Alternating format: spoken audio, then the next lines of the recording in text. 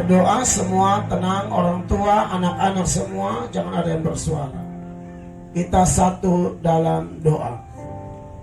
Bapa di sorga, segala pujian, segala hormat, segala kemuliaan bagi Allah yang maha besar, Allah pencipta langit dan bumi, Allah yang tidak pernah berubah dahulu, sekarang, sampai selama-lamanya.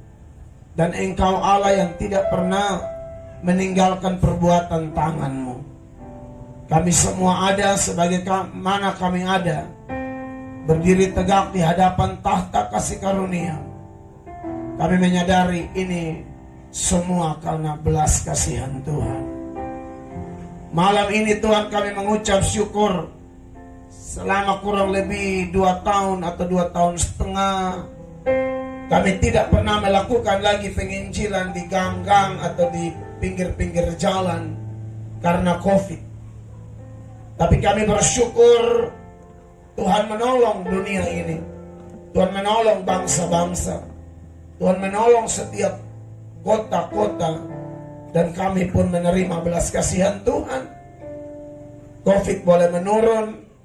Dan kami boleh diizinkan lagi melakukan KKR di gang-gang, di RT, RW, di jalan-jalan seperti malam ini di Oeba, di Jalan Nangka.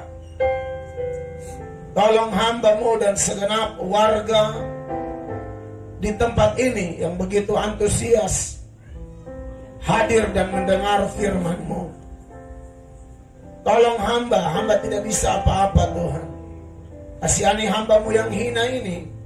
Urapilah setiap huruf kata kalimat yang akan hamba-Mu sampaikan, supaya malam ini yang lemah dikuatkan, yang jatuh diangkat kembali, yang berdosa diampuni, yang sakit disembuhkan, dan tidak ada satupun jemaat-Mu yang pulang dengan kecewa. Semua pulang dengan berkat, sukacita, pemulihan, perubahan hidup yang dikerjakan langsung oleh Tuhan melalui roh dan firman-Mu. Demi nama Tuhan Yesus, Tuhan dan Juru Selamat kami berdoa dan siap dengar firman Allah. Yang rindu firman-Nya satu hati kita berkata, amin. Beri tepuk tangan yang meriah bagi Tuhan. Silakan duduk Bapak Ibu jemaat yang dikasihi oleh Tuhan Yesus. Salam. Puji Tuhan, saya mengucap syukur bahwa ada kesempatan yang baik untuk saya bisa ada di tengah Bapak Ibu sekalian, warga RW 02 Jalan Nangka dan sekitar Kelurahan Oeba, Kota Kupang. Kita sudah rindu ya Bapak Ibu ya. Kita KKR di gang seperti ini, di jalan-jalan, di halaman rumah warga yang memberi halaman rumahnya untuk Injil diberitakan. Karena kita ingat dulu zaman Tuhan Yesus, kadang-kadang Tuhan Yesus khotbah di bukit, kadang-kadang Tuhan Yesus khotbah di pantai, lalu dia pinjam perahu Petrus jadi mimbar. Kalau Bapak Ibu pernah baca itu di Lukas pasal 5 ayat 1 sampai 11, itu kan Tuhan Yesus naik di atas perahu Petrus, lalu mulai khotbah di situ. Jemaatnya duduk di mana? Di pantai.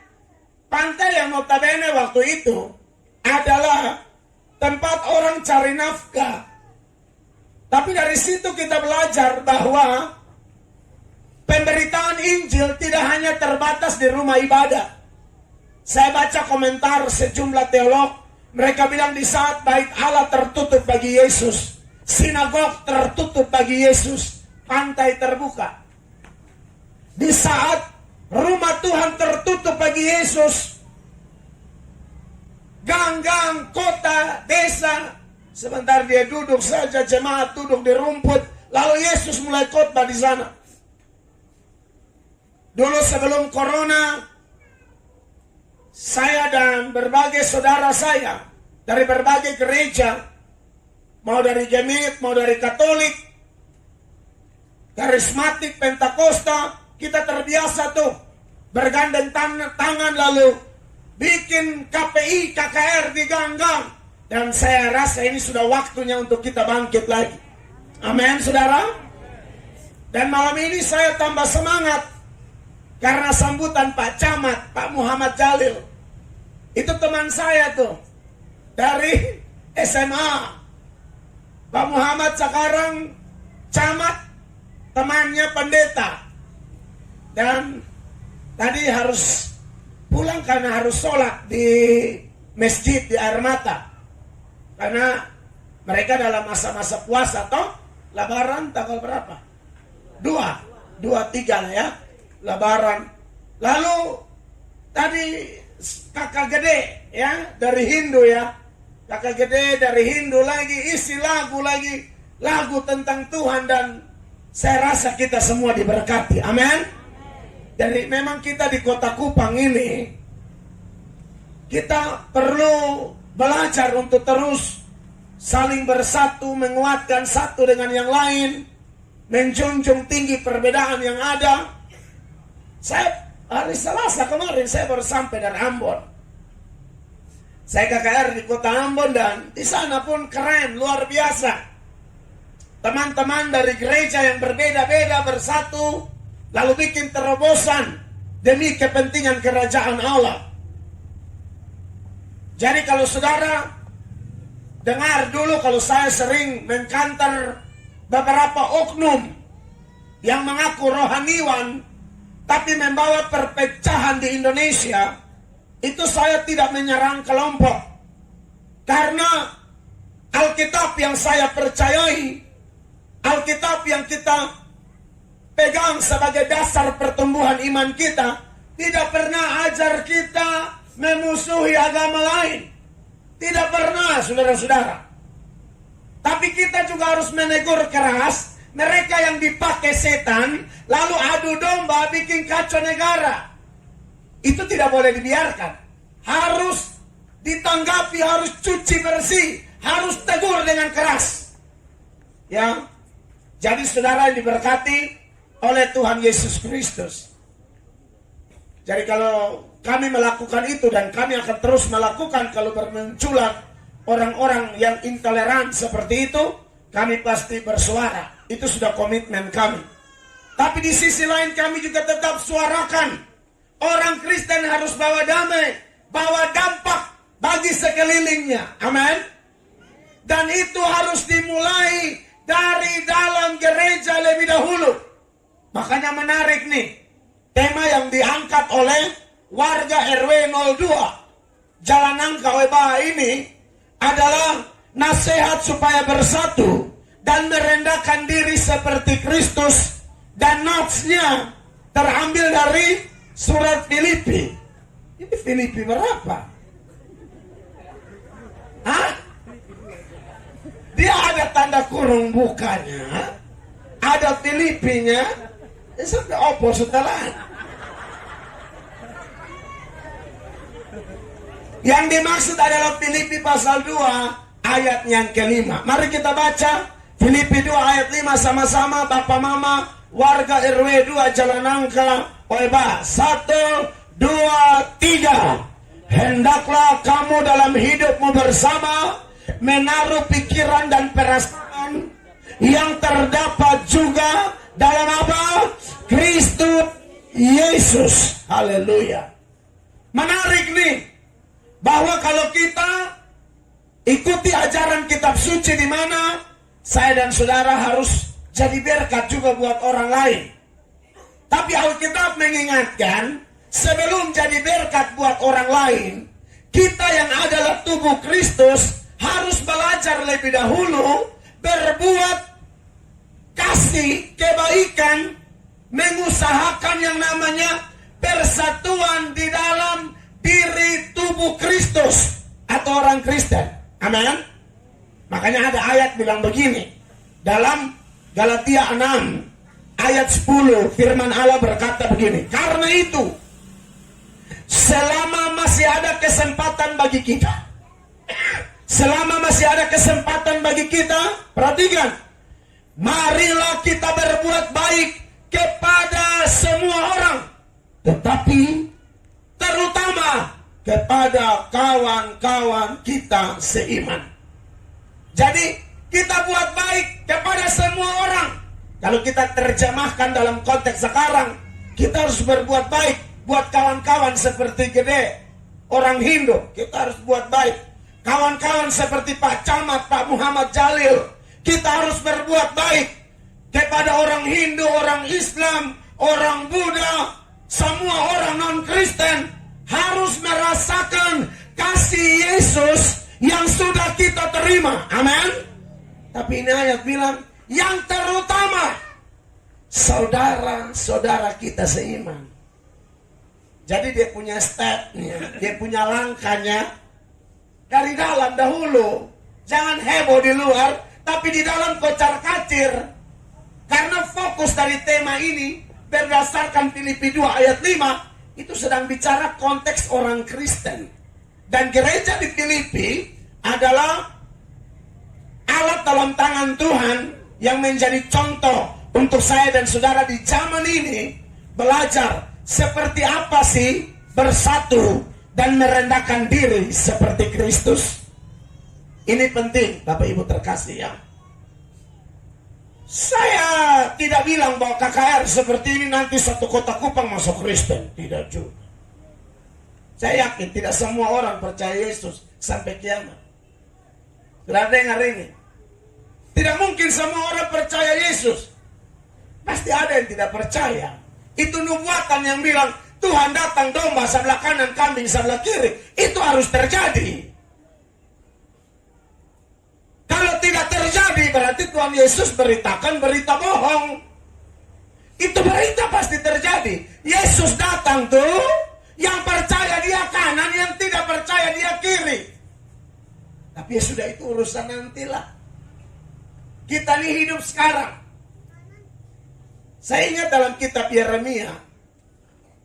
Ini pasti jemaat di sini ingat ya.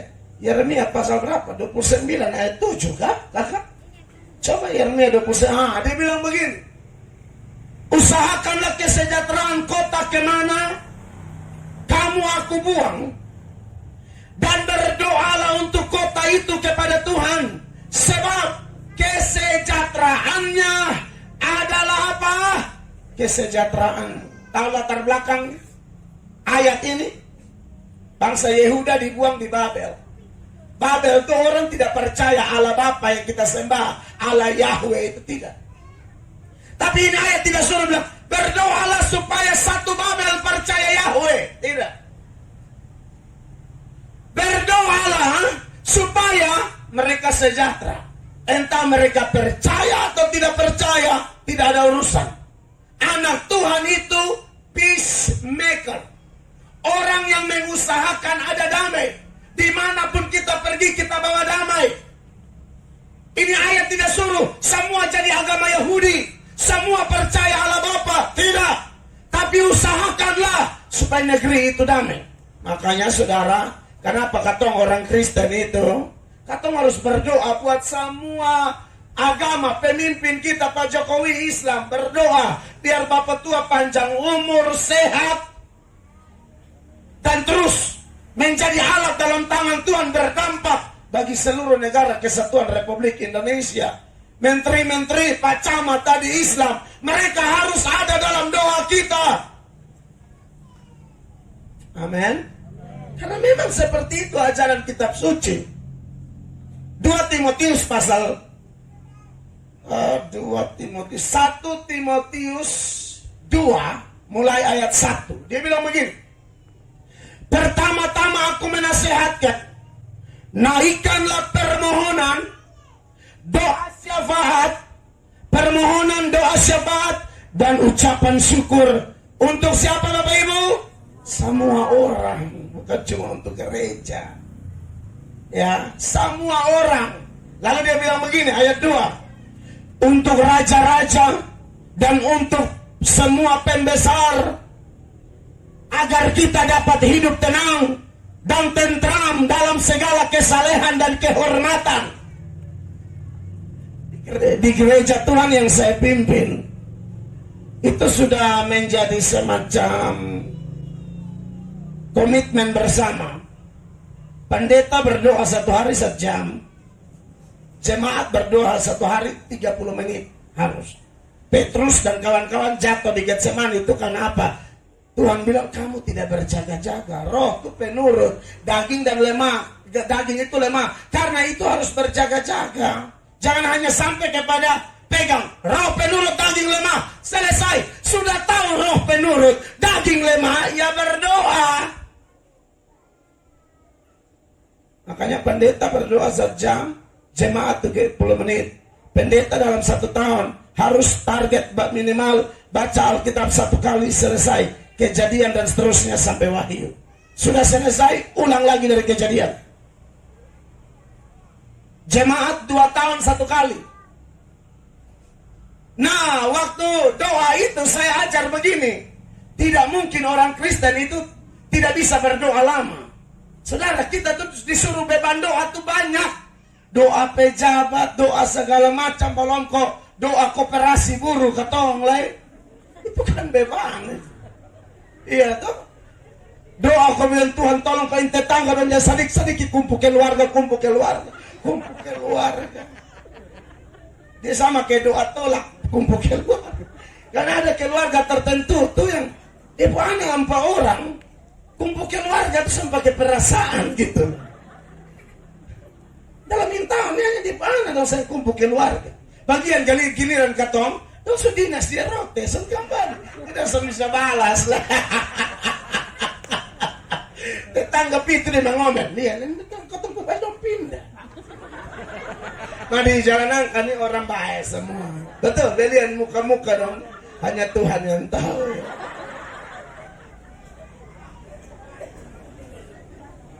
Suruh berdoa buat raja-raja. Saya seperti Pak Camat kasih kesaksian tadi. Pak Camat sendiri tahu bahwa kalau Pak Mel sudah khotbah di ASN atau pejabat, nah itu kan tidak ada cerita. Jadi saya tahu persis ada oknum-oknum pejabat tertentu yang pasti tidak suka saya. Tapi saudara percaya atau tidak, ini komitmen saya. Mereka ada dalam doa kami. Disebut satu-satu, Tuhan tolong kau dong jambal gatal, Tuhan tolong kau dong jang korupsi, Tuhan tolong kau dong bertobat. Oh iya, saya doa benar. Semua pejabat